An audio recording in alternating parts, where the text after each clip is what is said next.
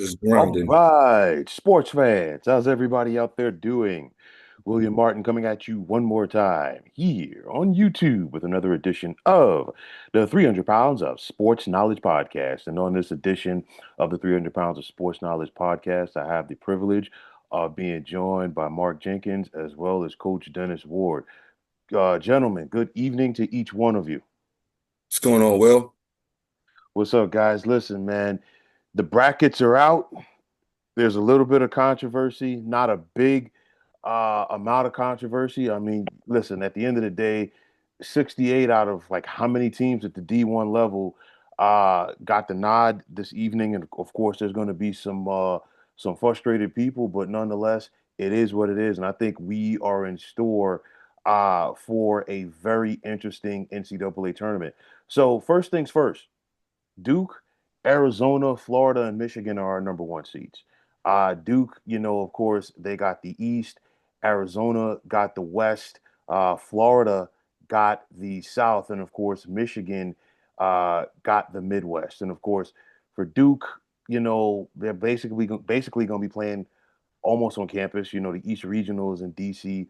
For Michigan, if they want to get back to the Final Four, they get to go through Chicago once again. Of course, they fell today to Purdue in the Big Ten championship game. Uh, the South region is going to be Florida. They would have to return to the scene of the crime, if you will, almost. They won their championship in this town last year. And then, of course, Arizona in the West trying to get out of San Jose. So, with that said, we've seen Duke basically be the dominant team for the bulk of the season. They got a couple of scares in the ACC tournament. Which one of these number one seeds do you think has the best chance to get to the Final Four, and which number one seed do you think is going to have the toughest road to hoe?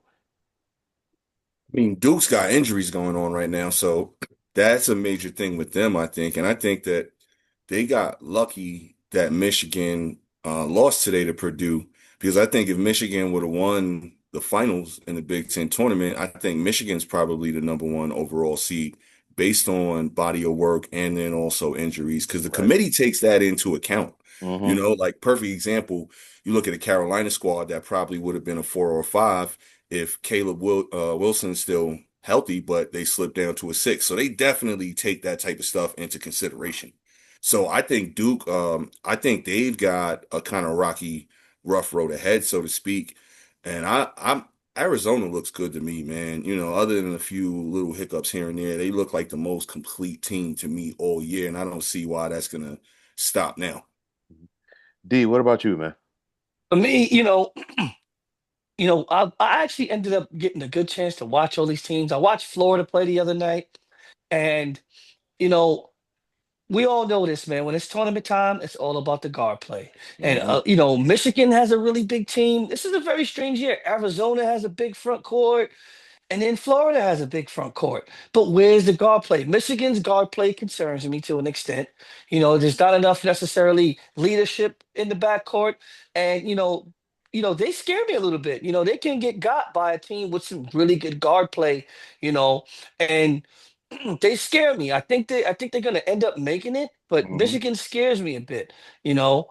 Um, and Florida scares the crap out of me. Boogie Flan and Xavier Lee, they are guards, but are they leading the team? It looks like Hop is the best player there. Right. And these teams that have these huge front courts, they're presenting a different kind of issue for some of these teams. But let them run into one of these mid majors that could give them a huge headache with a three guard alignment that is just going to have them getting the ball up court and getting into their sets. It's just going to be a problem. Well, speaking of the mid majors, okay, I, for one, all right, I am happy that the committee put Miami of Ohio in. There was some controversy there whether or not the Red Hawks are going to get in. Remember, this team was ranked. They finished the regular season undefeated. They lost to UMass in their first round game in the MAC tournament. And honestly, I said that it wasn't, I said it wasn't a lock going into the conference tournaments that Miami of Ohio was going to win it because of Akron, because Akron's only loss within the MAC this season came to Miami of Ohio, a close game, I think, by 3 points at Miami of Ohio. And then we just saw Akron win the MAC tournament. So I'm happy that the committee got put them in. They're in the first four. I feel bad for SMU from the standpoint that SMU is basically going to be playing a road game because the first four is in Dayton, Mhm. so like you're going to have basically that arena filled with Red Hawk fans. But nonetheless, I am happy that the committee put them in. No, definitely, man. If Miami wouldn't have got in, it would have been a crime because they had a hell of a season all year long. Um, I'm one of those people you can only play who's on your schedule. And you can't hold these young men accountable and the coaches accountable for the ADs, you know, not taking some tougher games here or there. So like in that situation, if they would have found a way to been left out, man, I would have been pissed off for real. But it wouldn't have surprised me either because I've seen the committee do worse The over the big past years. Listen, the big schools, when you're at a smaller school, sometimes the big schools don't want to schedule you. Okay, and it's basically you're at at their mercy. And at the end of the day, you can only play who's on your schedule. But I'm happy for them, and I'm also happy that hey, look at the first four out this year in the tournament. Okay, so we've got Oklahoma, we have Auburn, we got San Diego State, and we've got Indiana. And I have been screaming to the high heavens for the past couple of weeks about this. Auburn finished the season with 16 losses. They were one game over 500. And okay, you beat St. John's. I get it. Okay, you beat Florida in Gainesville. I totally get it. But at the end of the day, 16 losses is still 16 losses. Yes, you played in a strong conference, but at the end of the day, you've got to win some of those games. Auburn in their in the SEC tournament when they lost to Tennessee, they were up in that game and blew the game. Okay, so I mean, how many opportunities are we going to give you? I'm sorry. 16 losses is 16 losses. We saw four, I think it was four SEC teams last year get into the tournament with a sub 500 record. Texas and Oklahoma were 6 and 12. That's ridiculous. Okay, I'm sorry. Listen, if you play in a deep conference, I got no problem with that. But at the end of the day, at least give me a 500 record in the regular season. Yeah. I go back to 2011 when the Big East at that time set the record. They put 11 schools into the tournament. UConn went into the Big East tournament as a 9 seed, and they were still ranked.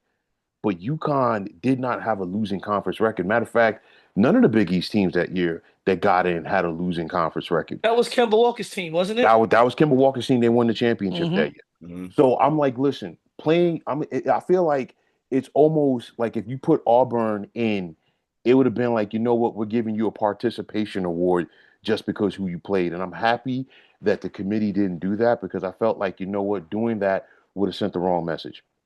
Well, there was something that Bruce Pearl said out loud. He's working on TV now, and he was Unfortunately, trying to yeah. make a case for his son's team. And I thought it was the most distasteful thing I'd seen in a long time. He was trying to make it seem like Miami of Ohio shouldn't be in, and somehow Auburn should be in. Did you guys see it? Did either of you No, guys I see didn't it? see that part. Yeah, I I mean, saw it. He was I on wherever he was at, ESPN or whatever. He made that argument, which is absolutely absurd. Yeah. Okay. No, that's definitely absurd, man. Miami's body of work to me, like I said, all season long, man. They were undefeated all the way up until the final stretch. How do you penalize them, like I said, for strength of schedule? That's something that, obviously you got to put that into play, but hmm also you got to put into play like how dominant a team looks. right. And, if you're putting them against other, equal players on some type of level and they're dominating these teams, that's got to be something, man. And I did hear somebody on the selection show say they actually weren't the last in. I think they were like the third to last in or something like that, which is still to me absurd. Well, listen, they got a chance, and I think at the end of the day, I think that's the only thing that they wanted. They want a chance. If they get past SMU, they've got Tennessee in the Midwest region. So it's one of those things for me. Hey, you know what? They got an opportunity to go out there and prove themselves. One thing I would like to see change though, because all right, we got the first four. All right, so we've got Miami of Ohio taking on SMU, Texas NC State, UMBC Howard, Prairie View A&M, and Lehigh. Here's my issue. Prairie View, Lehigh, UMBC, and Howard. These are all one bid leagues. These kids fought, scrapped, and clawed in their conference tournaments to get to this point, and now they have to have a play-in game. I feel like if we're going to do the first four, make it all about the bubble teams. Okay, like these smaller conferences, you know what? Let these kids, they won their conference tournament. Let them get into the field of 64. Let them get to that site as opposed to having to fight, scrap, and claw in Dayton.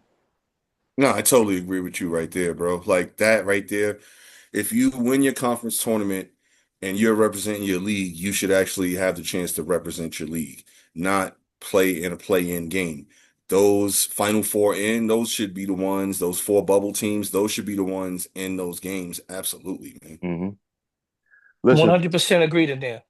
listen. One thing for me that really sticks out, and there's several things that stick out. I'm looking at this East region. I need somebody to explain to me why St. John's and Connecticut are in the same region. And the reason why is this: I could see if the Big East had six schools, but the Big East only has three. So why are we doubling up on Big East schools?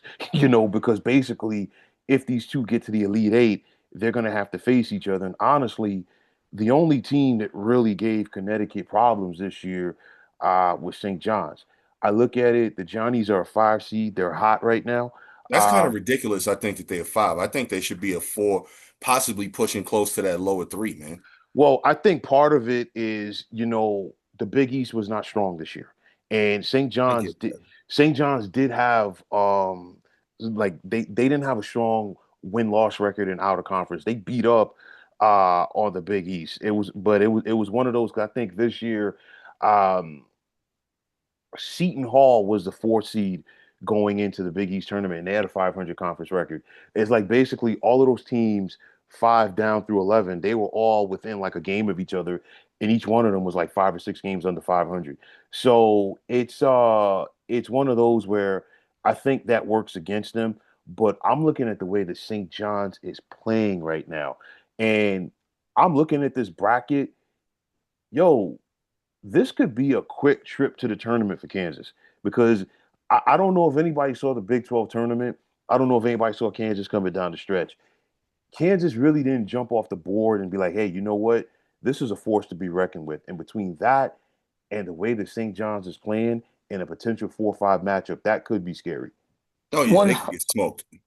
Oh, if you ask me to bet, I'm betting on St. John's. I just watched Kansas play the other night, and Darren Peterson couldn't even get open because of the way they were crowding him. Right. And listen, they got blown out the other night, and it Hmm. was embarrassing to watch them play, especially with a kid that everybody's saying is the best player in the country. He definitely is not carrying them or elevating the team right now. Right. Now, let's just see if he, wakes up during the tournament. But if you ask me to bet St. John's versus Kansas, I'm putting a lot of money on St. John's. I watched them play the other day, man. They are tough. That is Yes. a tough team. That And is a Rick Pitino special there. and they get after you defensively, especially if they have a lead. We could have a potential Duke St. John's matchup in the Sweet 16 there in DC, which could be tough. And I'm looking at Duke like this because a lot of people Duke is Duke. We get that. But if they're going to get to the Final Four out of this bracket, they're going to have to earn it because you're looking at it. Four of the head coaches in this bracket have won national championships. Okay, we have a potential Duke Connecticut matchup in the Elite Eight, a potential Duke St. John's matchup in the Sweet 16. You've also got Kansas. You've also got Michigan State in this region. So it's one of those where it's not a slam dunk that we're going to see Duke get out of this region. And the other thing for me, we just saw Connecticut get the brakes beaten off of them last night, courtesy of St. John's. Again, like I said before, the only thing that has really derailed UConn this season, honestly, has been St. John's. And the reason why I say that is kind of like a Knicks Boston Celtics narrative from the standpoint. A couple of years ago, the Knicks put all of their eggs in the basket to say, hey, you know what? We're going to spend the offseason trying to get past the Boston Celtics. St. John's has done everything in their power to say, hey, we have to uptake UConn for the top spot in the Big East, and they've done it right now. So I'm looking at it right like this. Connecticut, Dan Hurley, he's crazy. And I'm not saying that in a bad way. Okay. You know what I'm saying? So I think he's going to have his team ready for this tournament. And it's also one of those things. I think Connecticut's going to give us a much better showing than what we saw from them last night against St. John's. Yeah, this that whole bracket, man, if you really think about it. So if Duke is the number one overall seed, Hmm. here's where think again the committee dropped the ball. And I'm going to touch on a couple places where I think they dropped the ball. Like I think Houston should have got that one over Florida in that bracket, Right. honestly, based on, Florida dropping the ball in their conference tournament. But back to Duke and them being the number one overall seed, they've got the roughest, I think, bracket out of any number ones. So usually the number one overall seed is rewarded with the cakewalk, so to speak, of the bracket, and they've kind of loaded them up and made this a tough situation. Man, they got to strap in and figure out, what's going to happen, especially like I said, with those injuries that are going on right now. If they're not playing healthy, man, they could go out in that second round. Yeah, listen, definitely, man. Real quick, before I flip it back over to you, D, I'm looking at that South region with Florida.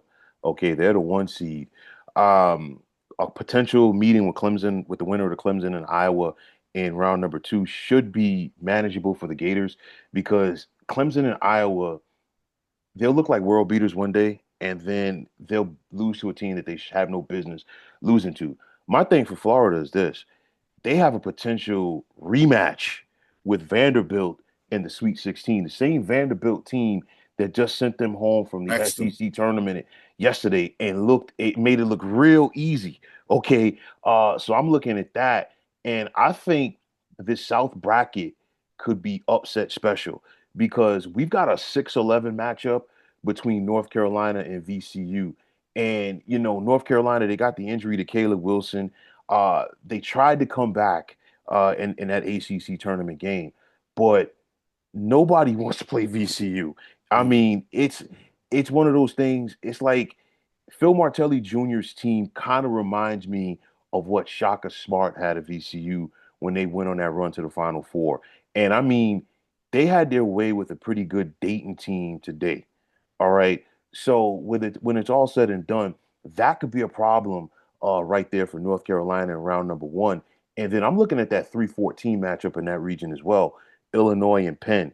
There's a lot of familiarity right there because Fran McCaffrey just got fired from Iowa. He's the head coach at Penn. This is not a fifth program that he's taken to the NCAA tournament. On top of that, TJ Power was in the ACC. Mm. Okay. And we saw him, of course, make that big shot for Penn today to get that game into overtime. Dropped 40. Yeah, and it was an easy 40. Okay, Yeah. and I'm looking at Illinois. I know Illinois, they had some injuries and this, that, and the third. They got sent home by Wisconsin, a good Wisconsin team in the Big Ten tournament. But the Illini better be ready to play in round one. And honestly, if you're telling me North Carolina is going to lose to VCU, I would not be surprised. I think that's definitely happening. I got that in my bracket, and I haven't filled it out yet, but that's definitely going down. Hmm. Do you think? Yeah, they're very inconsistent, Illinois, with their Mhm. guard play. And like I said, guard play is king in the tournament. So let's just say, if those guys come out and they're not shooting the ball well, they could easily lose that game. I agree with you, William. Wagler could get hot though, man. That dude is he's streaky. He can Yeah, light it up yeah, quick. he's really good. But you watch the games when he's off, it's really Yeah, bad. he's terrible when he's off. Now, you guys talked about the East region being tough. I'm looking at the West because I think Arizona. Listen, Arizona's going to have a tough way of it. I mean, naturally, they're going to do their thing with LIU in our round number one. Excuse Uh, me, sir. Let's just shut out the alma mater while we at it, man. but I'm looking at it because I think Utah State's going to get beat Villanova in round number one. I don't think people are giving Utah State enough credit. That could be a tough matchup there for Arizona. And then I'm looking at it like this.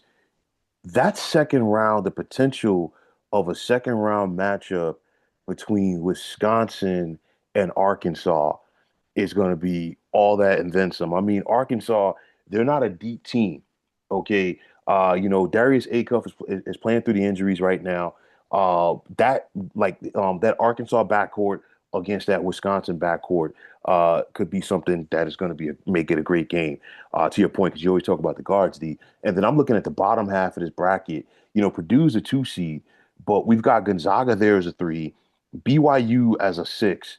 They get the winner of the Texas NC State game. Texas, is one of those where Texas backed into the tournament, okay, as far as I'm concerned. NC State, this is Will Wade's time of the year. We saw it at LSU, we saw it at McNeese State. Now he's at North Carolina State. So you can't overlook them.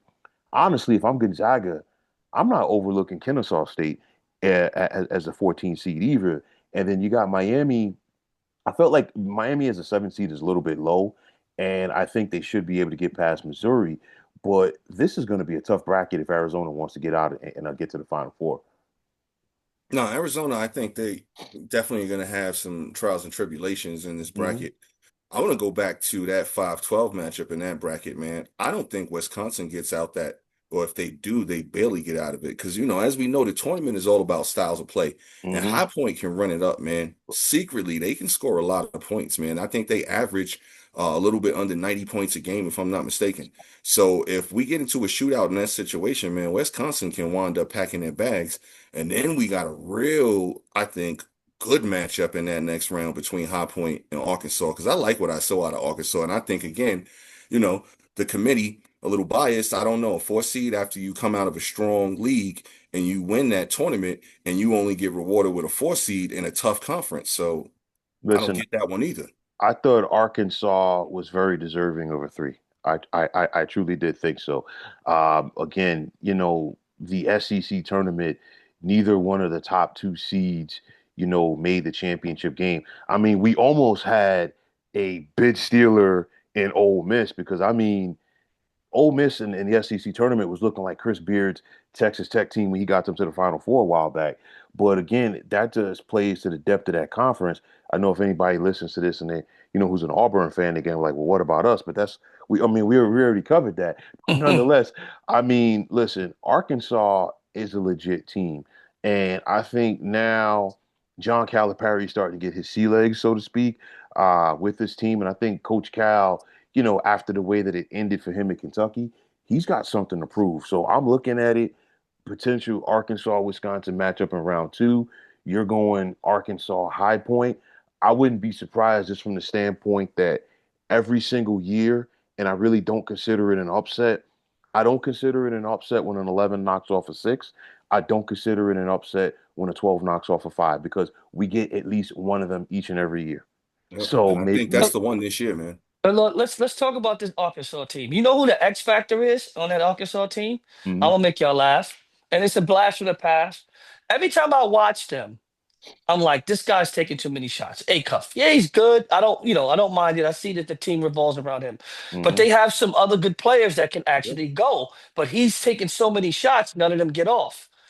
The guy that is the X factor, let's watch out for this, is DJ Wagner. They are Yep. bringing him in off the bench and he is settling them down. Yeah. If you ever watch them, they could be helter-skelter and everything is going awry. Sometimes they put him in and he immediately stabilizes it. He'll make a few quick passes, few advances up the court, get a good shot for Brazil or one of the bigs or Ewan or one of those guys. They don't go that deep. They don't go real deep, but they got a good 7 players that, of course, with the foul outs being 5 fouls in the NCAA, it's easy to foul out. But if Hmm. they can stay out of foul trouble, I think they can run with anybody, Yeah. and just 100% because they got a big gun, they got a few guards. They don't just have two, they got three, and they got some size. Brazil's versatile, you know, Yeah, but now Wagner, like what I saw out of him today in that game, to your point, he basically stabilized them when he came in the game because if you look at it up to that point, Vanderbilt had control of that game, and Right. then when Wagner came in, that's when Arkansas really kind of got their hands around the game, and as the game continued, it didn't really get to be a blowout at any time, but Arkansas looked pretty comfortable throughout most of that second half. It never looked like it was in jeopardy. I'm Nah, telling you, man, he's the X factor for that team. especially when they get into those tight spots, or if Acuff is just he's just not in his groove yet. Because if you watch him, sometimes he'll come out taking bad shots, and then all of a Hmm. sudden, sometimes he just gets in his nice spots and he starts hitting them, and then next thing you know, he's got 30 points. So No, trust me, man. Arkansas, Arkansas is that. Listen, that team is for real. One thing I did like that the committee did, and we saw three teams from the West Coast Conference this year get in, and did St. Louis make it as an at large? Yes, I don't they know. Let did. me check and Yeah, see real quick. they did. So we got three Yeah. teams from the West Coast Conference, and we got two teams from the Atlantic 10, and I'm happy for that because St. Louis had a phenomenal year. St. Louis was ranked at one point as well, and just to jump off it slightly for a moment, we see it in football with the college football playoff where they're basically just trying to push out the group of five and just make this about the power guys. But the fact that the committee was saying, hey, you know what? We're going to put in three schools from the West Coast Conference, three schools that legitimately deserve to be there, and then two schools from the A10 and two schools from the MAC. I'm very happy for that, man, because, it's one of those where these guys deserve to be there. And it shouldn't just be about the SEC, the Big Ten, the ACC, and the Big 12. Because again, if the teams aren't good enough to be there, they shouldn't just be there on merit. And I'm looking at St. Louis. That was a heartbreaker that they lost in the A10 semis to a Dayton. I don't know if anybody had the opportunity to see that game. right, it was the one they lost on the tipping, right? Yep, yep, yep. Yeah, when the guy, yeah, he shot it, it went real high, and the other kid came and tipped it in with like point two left. hmm So that's going to be a very interesting matchup, round number one between Georgia and St. Louis. You're talking about 5-12. I'm looking at Texas Tech and Akron in that Midwest. Texas Tech wasn't playing their best ball coming down the stretch. They have some injuries. Akron's going to be a tough out. Yeah. I'm gonna bring somebody up that very dearly. Alabama Hofstra in round number one. It's one of those, of course, we know Speedy Claxton, a Hofstra alum, played in the NBA. He's got his alma mater in the NCAA tournament.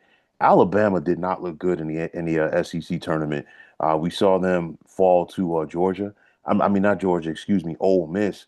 And then on top of that, Alabama, they could look good at times and they could also look bad at times as well. So they're going to have to bring it in that game. So that part of the Midwest bracket to me, I think is very interesting. Yeah, it's gonna get very interesting, but like Mark said early on, Michigan does not have a lot of static in their bracket at all. Nah, Yeah, there's not a lot of resistance. They're gonna actually end up going all the way through. Tennessee's probably gonna be the team to give them the most trouble because they Yeah. have the most talent out of all the rest of the teams in the bracket. I mean, it's well, gonna be easy I for don't understand Michigan. how that's not Duke's bracket and how that's Michigan's bracket. If Michigan wins today, I understand how that's their bracket, but correct. I don't get it. Yeah, because I'm looking at it. You got Iowa State as a two seed, and it's just like Iowa State is another one of those teams. They could look great one Hmm. day and they could look bad another day. That 7-10 matchup in that Midwest is very interesting. We got Kentucky and Santa Clara. Again, one of those West Coast Conference schools. And Kentucky, you know, it's one of those we know how the Kentucky fans are. The expectations are like unrealistic. And I think Kentucky this year was a 9 seed going into the SEC tournament. And, Big Blue Nation, they always expect Kentucky to be the 1 seed. It's not like that anymore. Okay. So Kentucky's going to have to bring it. They have the horses to get it done, especially with the likes of Owe and Denzel Aberdeen. But they're going to have to work, I think, to get past Gonzaga in round number one. Virginia, right there, is a 3 seed. I don't think enough people are talking about Virginia, man. I really don't. No, no, they're And pretty good, man. Virginia's actually really good. You know what's an interesting team? Miami. They Right. got this kid. I watched him one night. This kid, Mhm. Shelton Henderson. He's like a 6'6", 240-pound forward. He was a Mhm. headache. I was like, whoa. And I found out he was a freshman. This freshman class is like beyond that Yeah. kid. The kid on Vanderbilt's a freshman. This Mhm. kid, the freshman. And yeah, okay, NBA, we might be looking at somebody. This might turn into something. But Miami's that kid's gonna give somebody a headache. You're gonna And turn that game on and be like, "Who is this guy?" and He was Miami extremely explosive, and big, my strong kid. and I was like, "Whoa, Miami's got Missouri in round number one too, so that should be an interesting game as well. yeah." And then, speaking of some round one matchups, in the East, um, Ohio State TCU should be very interesting because, Ohio State, they lost a heartbreaker to Michigan in the Big Ten tournament. The Buckeyes, I don't think they're getting enough credit for what they're doing. I don't think Jamie Dixon got enough credit this year for what he did with TCU. And then I'm looking at the bottom half of that bracket. We've got Louisville against South Florida. We just saw South Florida win the American. South Florida's got a legit squad. Okay, Michigan State as the three seed in that region against North Dakota State. And, you typically this time of the year, you expect Tom Izzo's teams to make a run, but the Spartans are going into the NCAA tournament on a two-game losing streak. They lost their regular season finale against the Wolverines, and then they lost their first game of the Big Ten tournament against UCLA. And they possibly would have to play UCLA in the Sweet 16. But with that said, no team has ever lost their first game of the conference tournament and gone on to win the national championship. So Tom Izzo has to get the bugs out of this team very quickly, okay, with the tournament coming up this weekend. I like UCLA a lot in the bottom of that bracket, man. I think they can pull off a couple of victories that people aren't expecting and coast into the Sweet 16 and maybe even push the boundaries of getting on from there. Honestly, man, I really like them. Michigan State, again, that's another team. They haven't convinced me, like to your point, losing in that opening round of your conference tournament, you can't do that. That's a no-no right there. That shows that chemistry is off and you guys aren't in sync because that's a game you're supposed to get up for. Most teams, especially top teams in conferences, they're coming into those conference tournaments and just smoking dudes Right. in that first game and not even, having much worry. So the fact that they took that L, and to your point, teams don't really usually bound well when it comes to that situation. They're in trouble, man, in my opinion. Listen, man, like the first round is chock full of like good matchups. I'm looking at the South. We got the 7-10 matchup is always juicy. Okay. The 7-10 matchup in the South, we've got St. Mary's and Texas A&M again, another one of those West Coast Conference schools. And Texas A&M, for everything that they did this season, they were another one of those one and done teams in the SEC tournament. They lost to Oklahoma. But a lot of people don't stay up to watch the West Coast games. St. Mary's is legit, man. I don't think they're going to make a deep run because if they were to get past A&M, I don't see them getting past Houston in the round of 32. Kelvin Sampson has another phenomenal team. And honestly, if Houston didn't have to deal with Arizona last night, to your point, Mark, we're probably talking about Houston as a one seed because they go on and win the Big 12. Yeah, I think Houston's coming out of that bracket, man. Honestly, I think Houston, they've got a couple of challenges here and there, honestly, but I think that if they've played like how they've played all year, I don't Hmm. see any reason why they're not coming out of that bracket and going to the Final Four. I agree. I really like Houston. I really like the point guard play, Hmm. and then they still got Uzan, who's a bit of a veteran and steady in force. Yeah. And then they got the kid Sinak. He's really versatile and really good. And then they got another big to go with him. They got a nice team. They got a really nice team. They're tough. They play defense. And again, what's my words? They got guard play, man. So honestly, I don't think it should be a question. It should take a really bad game from them for them to end up in the Final Four somehow. I just don't see how they don't get there. Right. I like Florida coming out of this region, but my sleeper in the South is Vanderbilt because like listen, we just saw Vandy in back-to-back days knock off Tennessee and Florida, and they came darn close to doing it today to Arkansas. And honestly, I feel like the final score wasn't indicative of how close that game was. So if I had to pick a sleeper from that region, I'm going to go Vandy, but I'm still going to say Florida gets it done. You got Florida over Houston? Yeah. Yeah, I think Houston plays Florida. Hmm. Florida's gonna have a headache, man. They're dealing with them guards, man. I Well, mean, honestly, man, I think there's a good chance that Florida can run into Vanderbilt again and take another L, man. I really think that that's what's going to happen. listen, it could happen because, D, to your point about the guard play, you think about last year's team and, how many times, Walter Clayton was a guy who bailed Florida Hmm. out in those key situations. Of Hmm. course, now, he's in the NBA.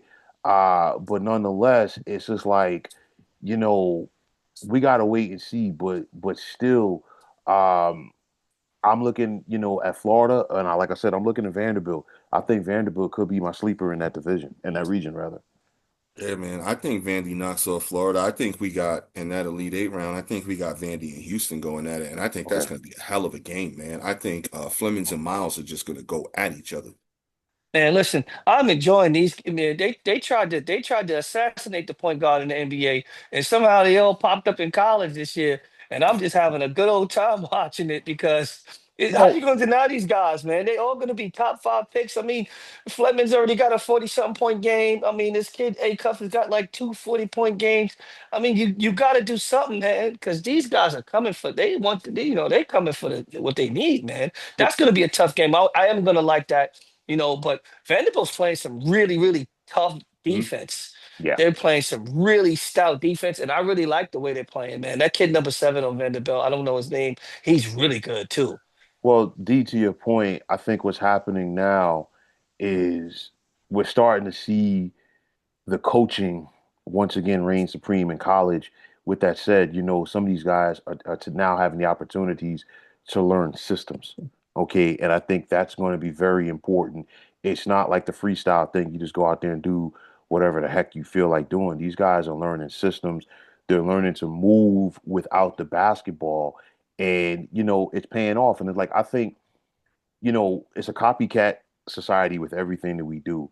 You go back to when Villanova, won their championships with Jay Wright. It was all about ball movement. You go back to when UConn was winning those championships with Dan Hurley. It was all about ball movement. We saw Florida do it last year with ball movement, but we also saw Walter Clayton, their point guard, be able to play without the ball, move around, this, that, and the third. So now these coaches are getting back to that system like that. And I think, like the point guard is coming back, and at the end of the day, you still need a point guard in the NBA as much as some people want to deny it. Just ask the Boston Celtics, or just ask both the Boston Celtics and the Milwaukee Bucks, the difference maker that Drew Holiday was when he went to both of those teams, a legit point guard. So I think, to your point, we're going to see some great guard play in this tournament, man. I can't wait to watch it. It's probably going to have me glued to my seat, man, Mhm. because these teams that are going to make it far, it's going to be the ones with these guys on them, you know. And that's why, even though I think Michigan, after revising me looking at the bracket, I Hmm. think they still make it out that bracket. But their point guard play is not. That kid shoots 60-some% from the free throw line. Yeah. Their point guard. I think they lose to Virginia, man, in the Elite Eight. I, Okay, I I can mean, see that I can now. see it. I mean, I'm I'm so mad, JT Toppin's hurt because I would have had Texas Tech taking Oh him out. man, if JT Toppin doesn't go down, man, Texas Tech is giving everybody hell Well, this you year, you man. know Anderson's coming back too, William, by the way. I don't know Yeah, if you know that. I just saw yeah. that. It just popped across my screen. So he'll be playing the round one. Like if JT Toppin doesn't go down, D, you just mentioned that. Like that, honestly, all year long, they were my pick. Yeah, I'm with you. I think the biggest threat to Michigan in that bracket is going to be Virginia because again, I don't think enough people have been talking about the Cavaliers this year. I'm looking at the West region, and it's not a slam dunk, for Arizona because again, I'm looking at a potential matchup for the Wildcats with a Utah State in around the 32, then possibly either Arkansas or Wisconsin in the Sweet 16. Arizona plays D though. and they have size. I Mhm. think that could help them against an Arkansas potentially. But the other thing for me, more often than not, we see Tommy Lloyd get out coached in the NCAA tournament. So, is this going to be the year for Arizona to finally get back to the Final Four? It's been 25 years. The only time that they won the national championship, the Final Four was in Indianapolis. It's in Indy this year, of course. In those days, the Hoosier Dome. Now it's the Lucas Oil Stadium. But nonetheless, again, I'm looking at the bottom part of that bracket. BYU is a 6, but they've got injuries. NC State with Will Wade, they're the ultimate wild card. Gonzaga, they're a 3 seed that nobody's really talking about. Okay. Mhm. And then, we talked about Miami in that bracket. And then how about the team that just won the Big Ten, Purdue? Yeah. They have guards. Okay. And they also have bigs as well. So it's not a slam dunk that Arizona's coming out of the West, man. No, How I long has that definitely kid see been there? Purdue coming out the bottom half. BYU, I'm curious to see what AJ's going to do if he's going to, solidify that number one spot. Because basically, I think he's got it now over Peterson with Peterson's injuries and, Hmm. character coming into issue with, question whether he wants to play and all of that kind of stuff. So I think if AJ can go ahead and, get them to the Sweet 16 in convincing fashion, I think that'll solidify his number one status there. But Purdue is definitely the strongest team out the bottom half there. And I'm looking forward to a hell of a matchup between Purdue and Arizona. I mean, Arizona is definitely gonna have their hands full with Arkansas first in the in that bracket, and then in the Elite Eight, basically gonna have to play double up and play Purdue right after that. So it's gonna be tough for them, but they just look like the most complete team all year to me. And listen, I, my other real quick to not to cut you, D. Like I said before, and I can't emphasize this enough. Arizona needs to watch out for Utah State in round number 2. The Aggies coming out of the Mountain West are legit. But go ahead, D. it will be interesting to see if AJ DeBasa can elevate BYU past the team that's obviously better than him because Mhm. he's the best player on the court. Let's see. This is something that you want to see as looking at a guy that's going to be the number one pick, possibly walk right into a starting lineup in the NBA, be the leading scorer on a bad team. And let's just see if he can elevate his team up over one of these teams that are obviously better than them all around. That'd be an interesting thing to watch if they win their first round matchup and get a big seed the next game. Yeah, Yeah. I always look at like those type of situations, going back to Davidson's run with Curry, man. When Steph was out there, Davidson was not better than really any of those other teams. And he elevated them in every round to get all the way to the Elite Eight. And when a player can do that type of thing, it tells me a lot about not only the game and the skill they have, but also the heart and the mentality that they have. No, definitely, man. And I'm looking at the East. I don't think Duke gets out of this region, man. Mm-mm. I don't think so. I like St. John's. I also that 6-11 matchup is scary at the bottom with Louisville and South Florida. The 7-10 matchup is interesting with UCLA and UCF to your point. UCLA can play with anybody in the country, and I think it starts with the coaching. With Mick Cronin, I know he took a lot of flack, for the interaction with the player earlier this season, but because of I never seen that before. because of yeah, he channeled his inner Mike Singletary. You know what I mean? But the thing is, UCLA, they're built to play in the Big Ten because of Mick Cronin, because of his toughness. All right, his teams have always played with the edge. Going back to his days at Cincinnati. But I like Connecticut, in that bottom part. But if they were to lose to UCLA, it would not surprise me. Wouldn't surprise me at all. No, but honestly, I think St. John's could be a very tough matchup for Duke because the thing is this: we saw last year when St. John's lost in the second round to Arkansas. Basically, Arkansas punked R.J. Luis during that game, and they took his milk money. And And then he transferred. and no, no. If you remember, he wanted to go to the league, and Patino was like, "You ain't ready," and it was like he got upset, and it was one of those. I'm like, "Listen, this is a Hall of Fame coach being real with you," but the guys who stayed, I think it made them tougher.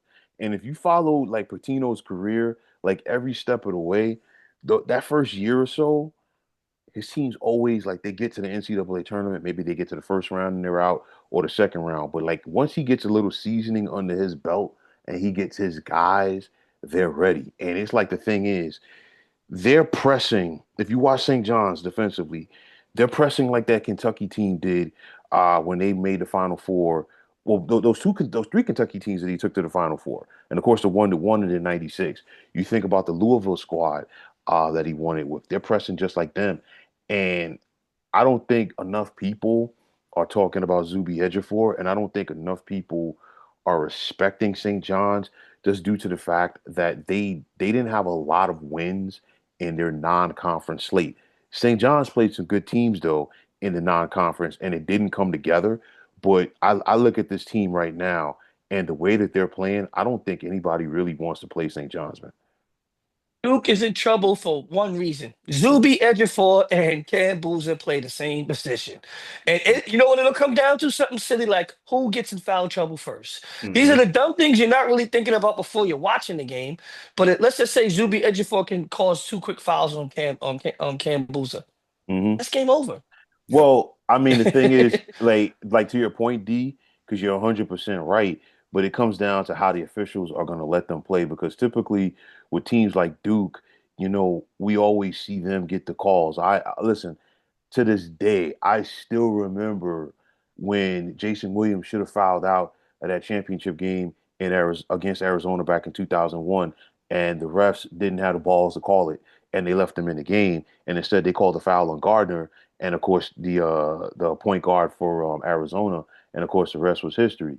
But nonetheless, um, it's going to come down to like you said that, and another thing for me, John Shire is a good coach. He truly is, and I think he is ascending rapidly to being like one of the premier coaches in college basketball.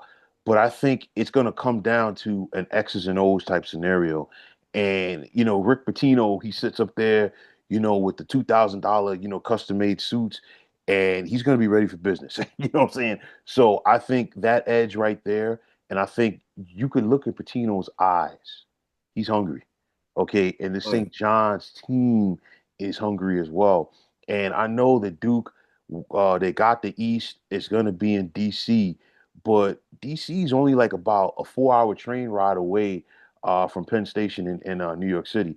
So you're going to see a lot of St. John's fans down there for that game if the Johnnies get to the regional, man. So it's one of those where I think if I'm a betting man, I would take St. John's to come out of that bracket. Yeah, that's a tough bracket, honestly, man. And again, like I said earlier, it's kind of a little bit of a discredit for Duke being the number one overall seed to be Hmm. in this bracket because I can see it panning out a couple different ways, and it wouldn't surprise me. I can Hmm. see UConn getting their act together and basically going on a run and taking that bracket. I could also see them losing to UCLA, like we were talking about a little bit ago. I could see St. John's going on a run and being dominant. I think that's probably the most likely scenario to me right now. But Hmm. then also Duke could possibly man the ship and do what they're supposed to do and be that Right. number one overall seed. So Right. I think this bracket has so much fluidity everywhere that honestly, this is the toughest one that I think is really going to be to figure out how it's going to go. Not only who comes out of it, but Hmm. the matchups that we're going to see. Again, that UConn UCLA game, it wouldn't surprise me if it went either way. No, it wouldn't. It wouldn't. And the other thing for me, we have the potential of seeing Connecticut St. John's for the fourth time this year, Yeah. which would be insane because St. John's basically won their two games at home. Okay, and we saw Connecticut, get payback against them, up in stores. But listen, we have the potential to see it happen, man. There's a lot of different scenarios, but again, I would have to roll with St. John's coming out of that bracket, man.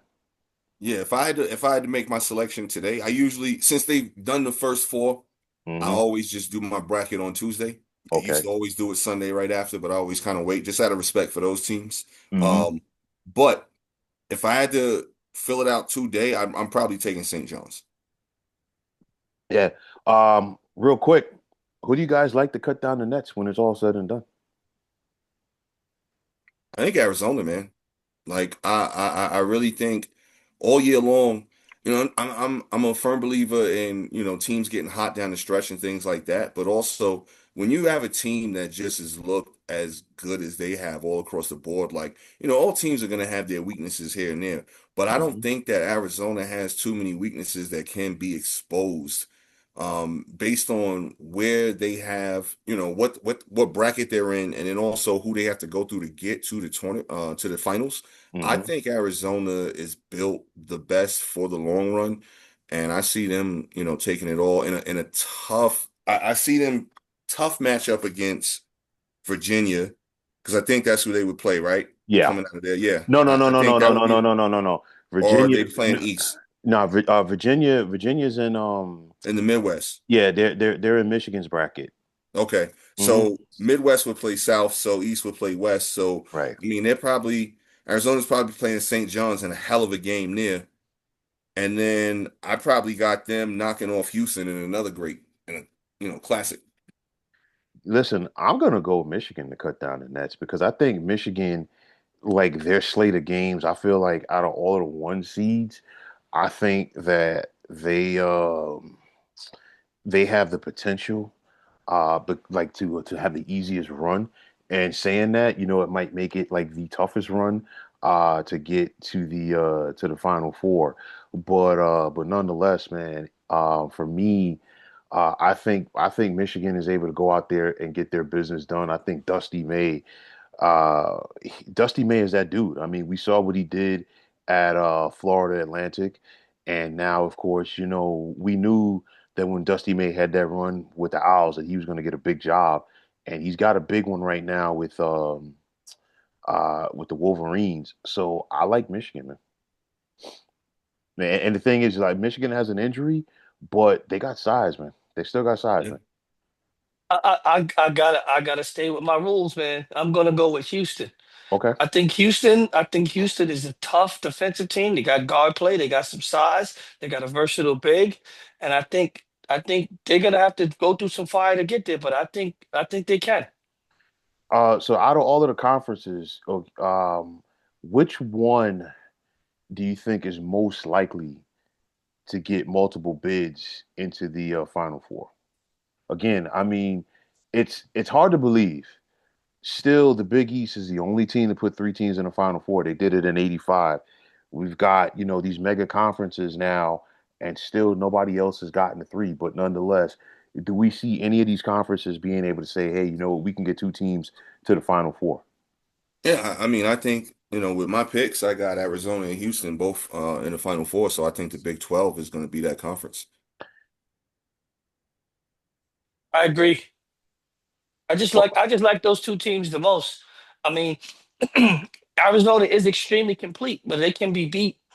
So, and the other team, you know how much I love Houston. So there you go. yeah, That's actually a foregone conclusion in my mind. I think Mhm. that's going to happen, Will. Yeah, that's the final game for sure. well, I tell you like this though, if we get an Arizona Houston, both of them in the Final Four, man, Brett Yormark would have a smile on his on from ear to ear, man, because I mean, he's been touting the Big 12 as the best basketball conference in the nation, and he even took it a step further and said, you know what, the only conference or the only league that's better than the Big 12 right now is the NBA. I'm not mad at him for that take because, again, if you go back to, like I said earlier, JT Toppin doesn't go down. I'm taking Texas Tech to take the whole damn thing, man. Yeah. So I'm not mad at him for that take at all. The Hey, Texas Tech Houston game was a great game. Yeah. yeah, listen, I mean, like that top of the injury changes things. Thank goodness we didn't see anybody with a serious injury with that 2K court that they finally Oh, got rid of God. exactly. I mean, because you saw guys slipping out there, and Yeah.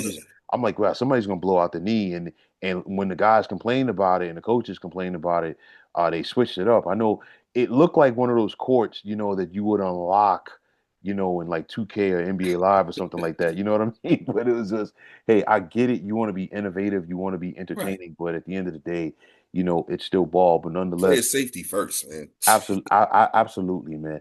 But I Somebody think, should have lost their job for that. Yeah. well, I don't think. it's one of those where you know what, your heart is in the right place, but we got to have a common sense factor as well. Uh, Absolutely, man. And I'm glad they yanked it before it was too late, for sure. Yeah, man. So, but I think I think this weekend is going to be very exciting. For the first two rounds. I mean, naturally, most people always pay attention to the first couple of rounds. Duke is going to be in Greenville for the first two rounds. Michigan's in Buffalo. Houston is in Oklahoma City. Illinois, is in South Carolina as well. And again, that Penn game is going to be tough. I mean, the Illini are favored by 23 and a half. But, if Penn can keep it close, okay, all of the fans that are there, they always tend to rally up against, the higher seed. Gonzaga's got Kennesaw State and Portland. Michigan State, again, they got to try to figure it out. They got to go to Buffalo. Nebraska basically gets a de facto home game. They're in Oklahoma City in the first two rounds. Arkansas's got to go, even though Arkansas is in the West region, It's a they lot of have, pressure though for Nebraska in that game though, because I yeah, think this is like their first tournament game in God knows how long. and remember Yeah. they lost to Purdue. They were another one of those teams that was one and done at the Big Ten tournament. So you got them. Arkansas's got a basic. They're in the West region, and they got to be out west for the whole shebang because they're in Portland to take on Hawaii. And the thing is, Hawaii came back and beat UC Irvine to win the Big West.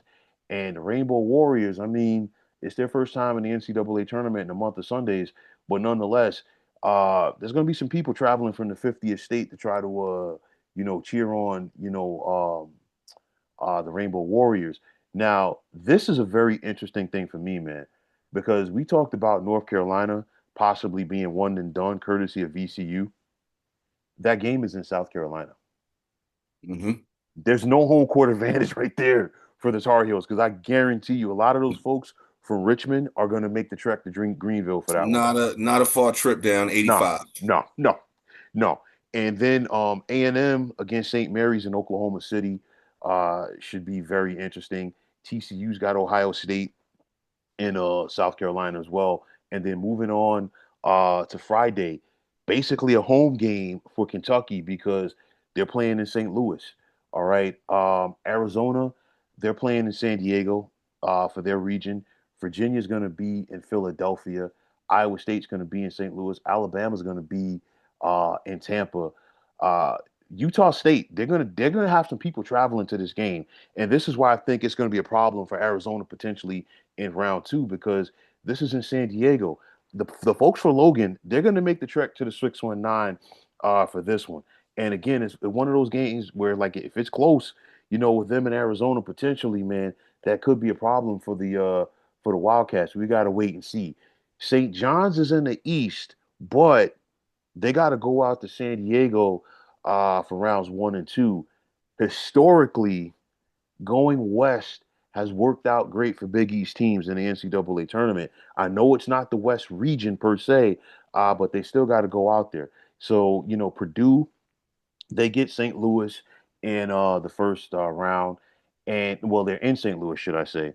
And, Mark, you talked about the layup for Florida. How about this? Florida is playing in Tampa in the first two rounds. Exactly. Yeah. I Listen, don't get it, man. I don't get why the committee gave them so much love. and we talked about Kansas having potential issues. How about this? Kansas takes on California Baptist on Friday night in San Diego. Exactly. UConn, basically, they're playing whatever they're calling that arena where the Sixers play now.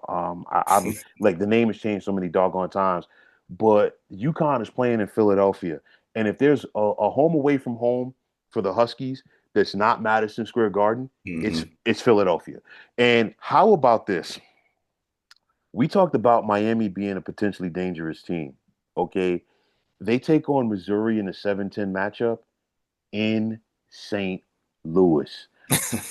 How did this happen? Oh man, it's crazy how they just figure out what team is going to play in what city against this team.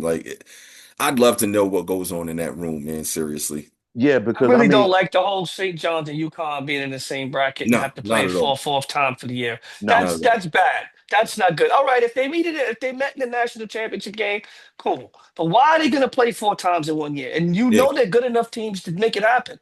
And that's why St. That John's game should is have going to been be 40-45. Watch, they got to play like, again. like I said, St. John's should have been a number four. Honestly, I looking at the bracket, I think they probably should be a four in the Midwest instead of Alabama.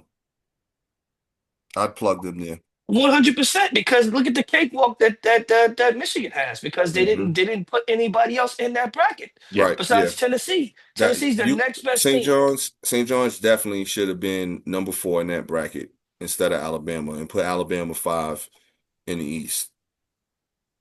yeah, man. Listen, I mean, again, like I said before, it's one of those where typically once you have like five teams, you'll have a situation where okay, two teams from that same conference are going to be in that bracket, and historically, what it's been is, you know what, you put them on opposite sides of the bracket, so this way they don't have to face off until the regional.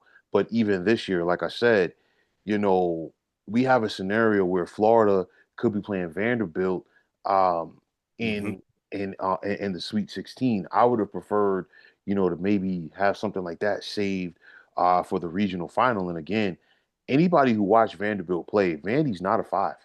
You know what I'm Hmm. saying? They're not a five. So it's like I think some teams were definitely misseeded in this. Arkansas is one of those teams as well. Arkansas is not a four. Um, they gave Alabama a four. I think Alabama would have been higher, but due to the fact that Alabama lost their first game of the SEC tournament to Ole Miss, I think that dropped them on the line. Georgia as an eight. I mean, again, the Bulldogs they finished seventh in the SEC, so I get that. I appreciate the fact that the committee gave St. Louis a nine, in spite of the Hmm. fact that they lost in the A10 tournament. They Uh, could have easily been 11 or 12. right, right. They could have gotten the Miami of Ohio treatment, even though they had a slightly tougher schedule than the Red Hawks. Let's But speak on that for a second. Pause it right there. Will. Do Mhm. you think they should have been seated this low, Miami of Ohio?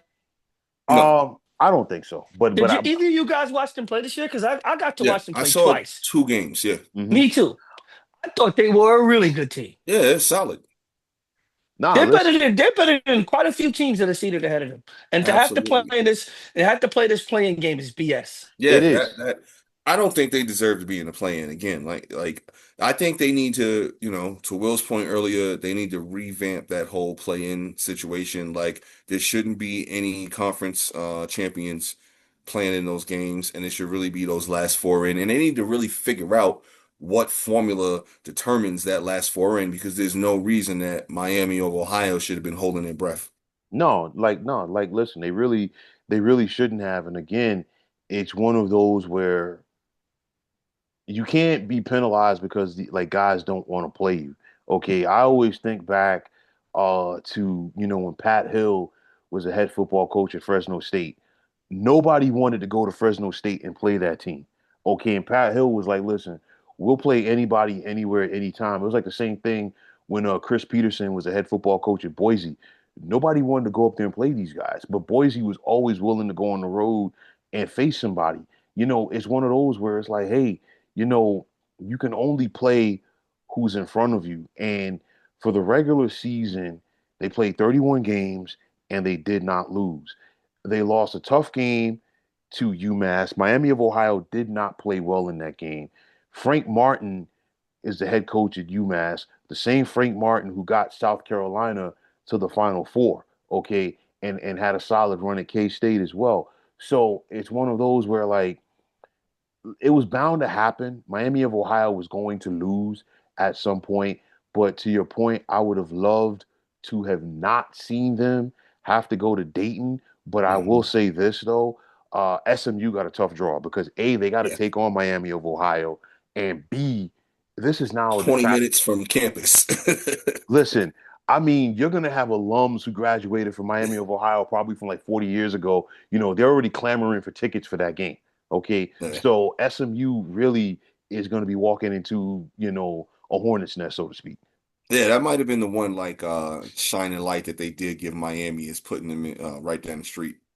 Yeah, I don't and know, man. I just felt like they really, really ready to write them off and disrespect them. And when I watched them play, because I like to see things myself, I was like, wow, they play really good basketball. They play together. Nobody averages a bunch of points, and maybe that was it. Maybe they felt like they were too boring a brand of I don't know, man. basketball. But But D, sometimes in college, and I think we all know this, like sometimes those are the best teams, man. Those I like those know, teams where you I'm got telling you, 4 or 5 guys averaging between 10 to 14, 15 points a game, man. Like those are some of the best teams, man. and I liked watching them play. They played a nice brand of basketball. Their best all around player was a transfer from the Ivy League or something like that. I was like, this is a pretty good team. and Oh, and not only that, usually it's tougher nowadays with the NILs and the transfer portal, but typically, you see those kids, they're together for several years. So there's a lot of chemistry right there. And I think that right there is what helps to make the first weekend so entertaining because listen, you watch the tournament, but you also watch the tournament for the upsets. Yeah. Okay, like listen, periodically you'll see a 15 knock off a two. We'll see a three lose to a 14.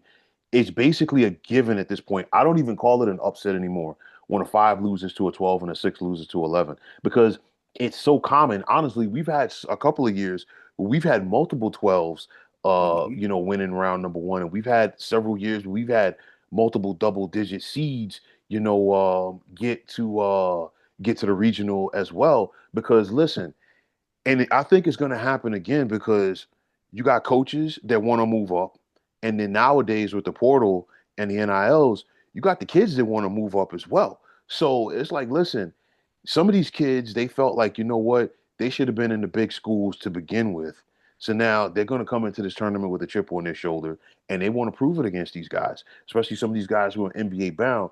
So I think, and again, a lot of these lower seeds won their conference tournament. Some of them won the conference tournament regular season championships as well.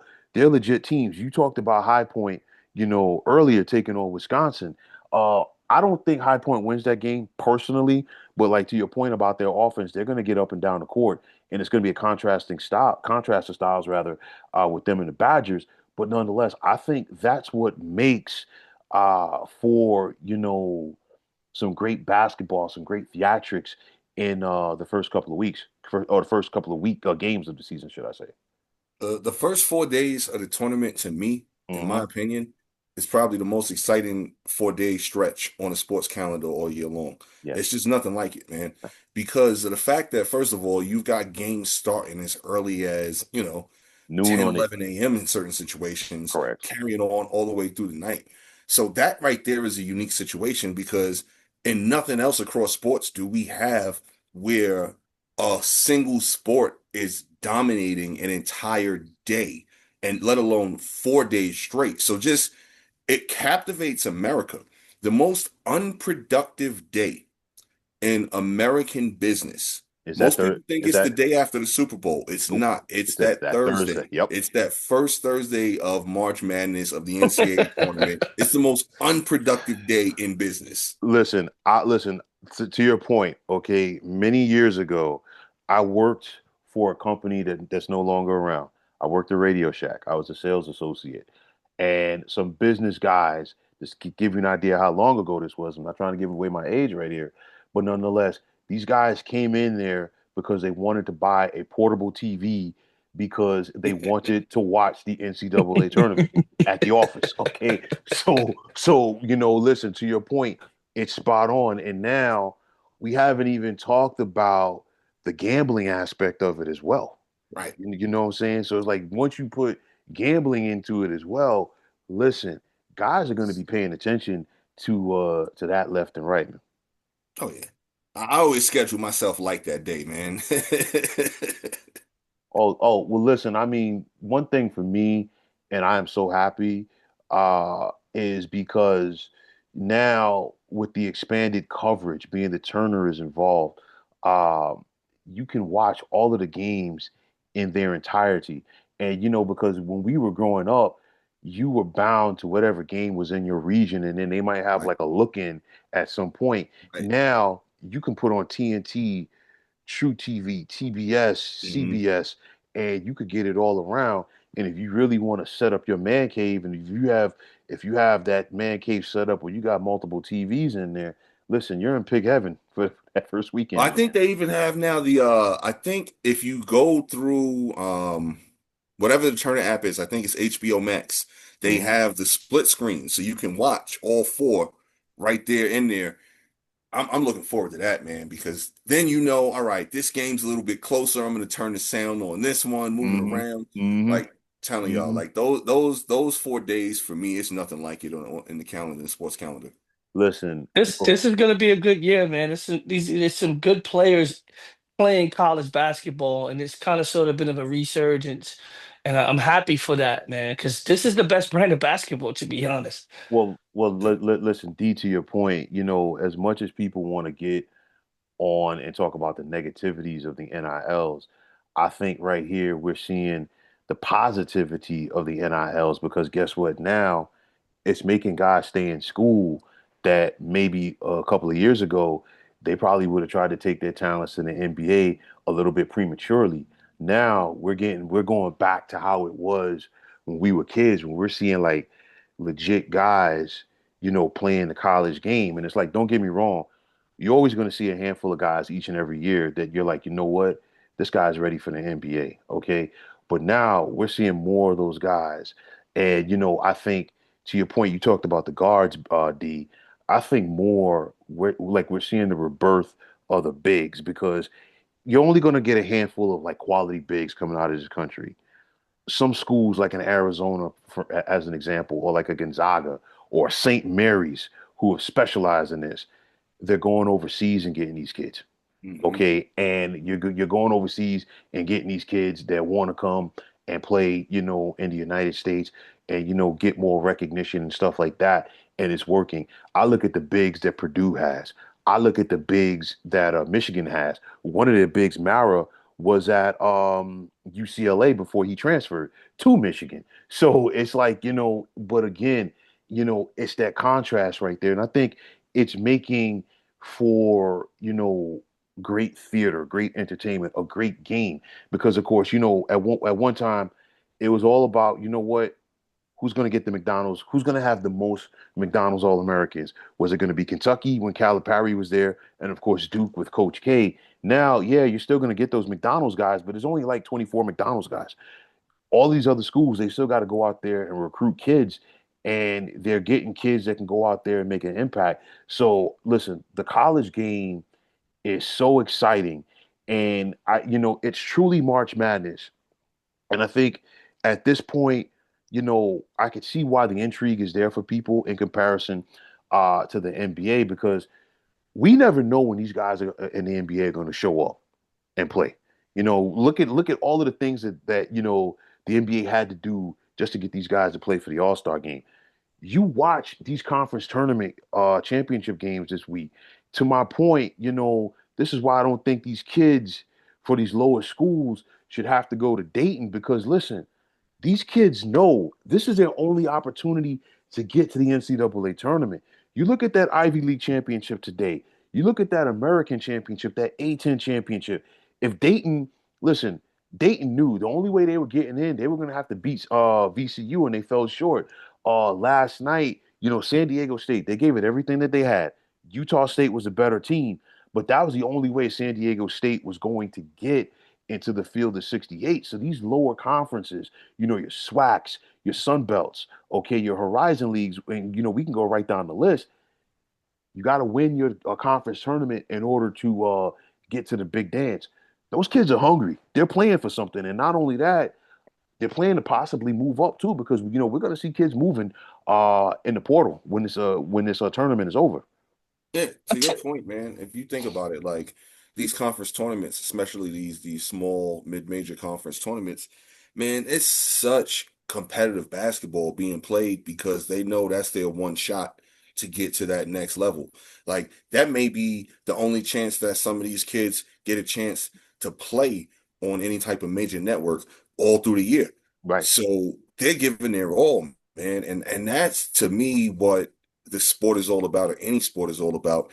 Skill level, definitely. You want to see people play with the highest skill level that you can possibly see.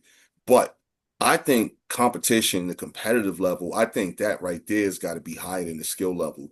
And if the skill level is higher than the comp level, that's a lot of times what we see the garbage in the NBA that we see, Yeah. for 60, 65 games of the year, and maybe only 17 of that team's games are actually competitive. Right. So, it's all about those conference tournaments that we just finished watching. I always like to say, man, it starts in February.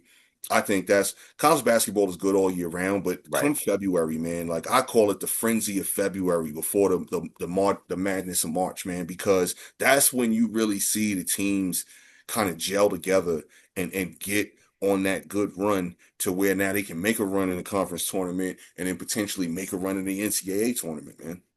Oh, listen, think definitely.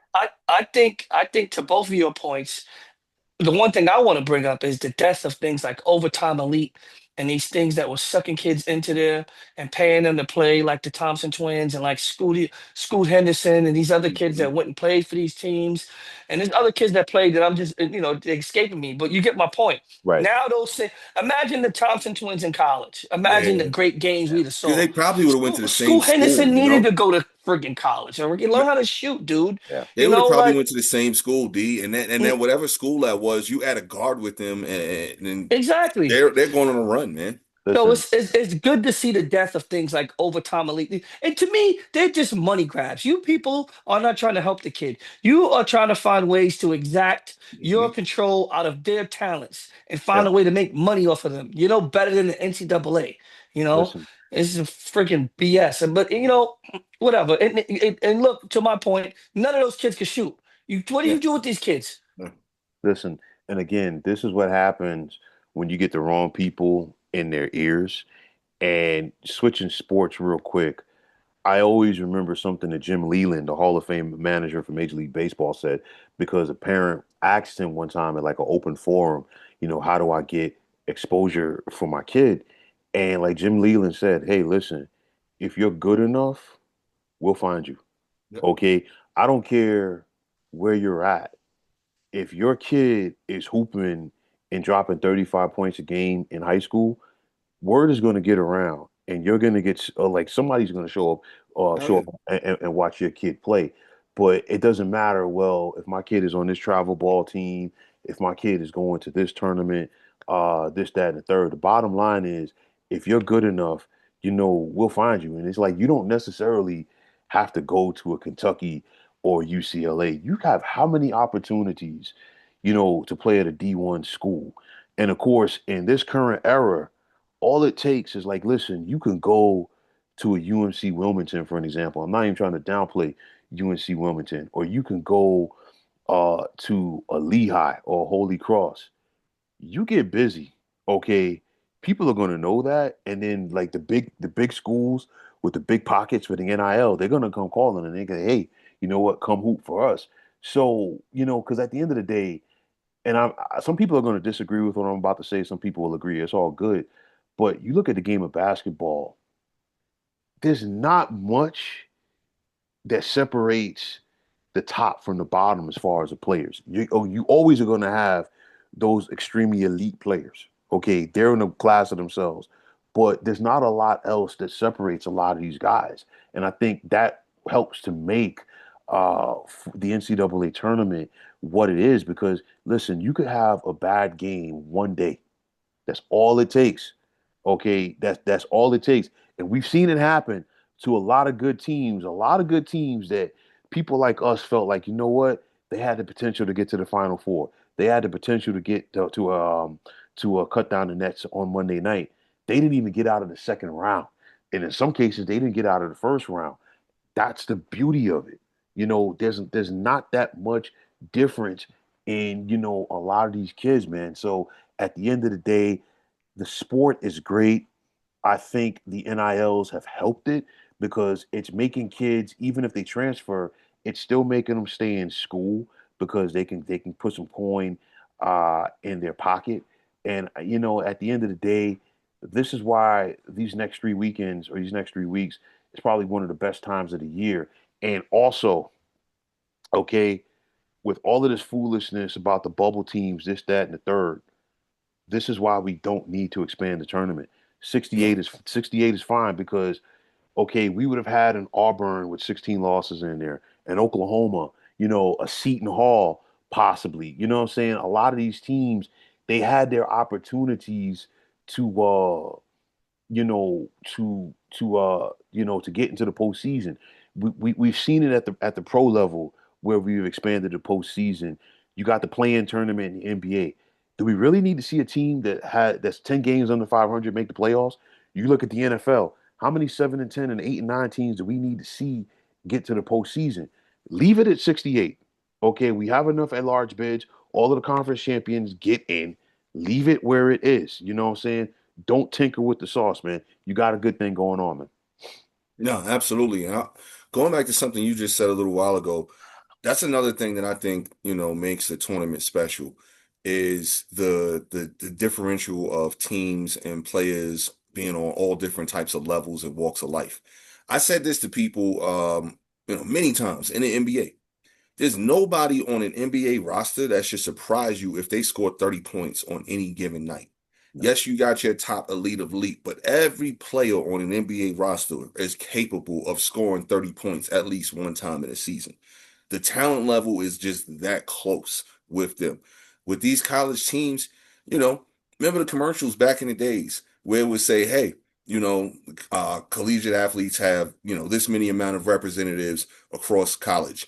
But only some of us are going pro. Most of us are going pro in this or that or that. That's Right. such the truth. You know what I'm It is. saying? It So is. that's what makes the tournament just so special because here it is. You're going to have a team with one dude that's going to be an IT analysis analyst, or another team that's going to have a teacher, another team that's going to have a postal worker, this, that, or the third, Yeah.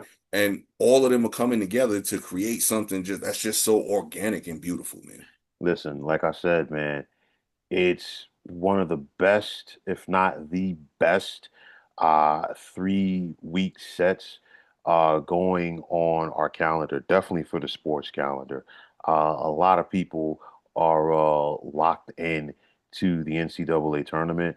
I know some people have complained, especially for the lower tier schools, that, we've seen some schools who won their conference regular season title and they didn't get in because they didn't win their conference tournament. It's tough. Don't get me wrong. Okay. I have seen, some good teams in that vein as well, where I'm like, man, I wish they had gotten in. But you know what? It is what it is. But again, I think that's what makes the beauty. That's what makes March Madness what it is. And that's why I'm happy that even though we knew that these teams weren't going anywhere, the Big Ten, they opened up the Big Ten tournament to all 18 teams. Last year was only the top 15. The Right. ACC, the ACC is still only the top 15. And like I remember for years, in the Big East, the old Big East went to 16 teams. It was only the top 12, and then like it basically became the de facto St. John's rule that we were going to open it up to 16. But you know what? Doing that, you're giving everybody an opportunity to compete for the conference tournament. And I still say one of the best conference tournament runs that we ever saw from any conference was what Connecticut did with Kemba Walker back in 2011. They were a day one team that Tuesday. They played the first game of the Big East tournament against DePaul. They got their swag back. And, it was so funny. Like I said, that year, UConn was a 9 seed going into the Big East tournament. They Mhm. didn't lose. They didn't lose a game out of conference all season long. It's just the fact that how deep that the Big East was that year. You know what I'm saying? So it's like again, it just we call it March Madness, but I mean everything about it, man, is truly special, man. And I don't know about y'all. I'm trying to watch as many games this coming weekend as possible. Listen, I pay it. Don't get me wrong. I still watch, the second weekend. I still watch the third weekend. Yeah. The final four and stuff like that. But there's nothing like the first 2 rounds, man. Yeah, I don't want to miss any of those games. Thursday, Mm-mm. Friday, Saturday, No, Sunday. Like those are the games I don't want to miss. If no. I randomly miss a Sweet 16 game or Elite 8 game, no big deal there. But like, luckily enough, I'm, kind of in control of my own schedule and, it's no no coincidence that Thursday and Friday look a little light. Listen, like I said, man, this is going to be a phenomenal tournament, and we get two playing games Tuesday night, and we get the other two on Wednesday night. But nonetheless, man, uh, listen, it can't get here quick enough as far as I'm concerned, man. Oh yeah. But Mark, man, just before we sign off, man, you uh you just unlocked something very special, and you know what I'm talking about. If you want to enlighten everybody here about it, man, real quick. Oh man, I got representation, man. Like I've been trying to do this voiceover thing. I went to school for it a Hmm. little while ago. I've been trying to practice my craft and hooked up with the agency and they wanted to sign me. I did an audition for them, and I'm now officially representative of the Donna Baldwin Agency, talent agency. So if anybody's looking for any voiceover work, commercial, ebooks, self-help, characters, all of that kind of stuff, I can do all of that. Well, you know what? I mean, can you do prank calls? That's probably where this started from, was doing prank calls as a kid, you know what I'm saying? But didn't even think about it like All the th- Wow. all the things you were able to do before the caller ID, man. right. Congrats, Shout brother. out to the Jerky Congrats. Boys, man. They used to be the originators of that Oh prank my call stuff. God, man. That was the most fun shit ever. Man, listen. Congrats, brother. Congrats. Thank you, man. Thank you. And only thing I want to add before we sign off, ironically enough, on my way into the gym, I walked right into Coach Ted Gustis, man. It I, was I like the I most, I I remember you mentioned that, man. yeah, no, I walked into him like no, like 2 days ago, like yesterday. Yeah. He Yeah, walked right into him, and it was like, Coach. He's like, Coach. It was the most hilarious thing. He tried to recruit me to coach some tournament in the gym, but it was great to see him. He still looks pretty young, by the way. nice, man. That's good to hear because he's got to be 60s, almost 70. I think he's in the 70s. Yeah. Hey, listen, man. Maybe he's a real life Benjamin Button, man. We don't know. Yeah, man. But for like all you folks out there, man, I hope y'all get the opportunity over the next couple of days to watch this NCAA tournament. 68 teams, 67 games, and listen, it's going to be worth the price of admission and then some. But for everybody who got the opportunity to check this out, I hope y'all enjoyed what you heard on this edition of the 300 Pounds of Sports Knowledge podcast. Um, as always, if you like what you heard and saw, you know what to do. Just hit that like button as well as subscribing to this channel. Also, if you're on the X, formerly known as Twitter, check me out anytime at 300 Pounds of Sports. You give me the follow, I'll do the same in return. That also goes for Instagram. You can check me out at 300 Pounds of Sports Knowledge. And if you're on Facebook, definitely be sure to check out the Sports Depot 365. But for Mark Jenkins and Dennis Ward, my name is William Martin. I'm signing off and I'm saying thanks once again for checking out the 300 Pounds of Sports Knowledge podcast here on YouTube. Be well, everybody.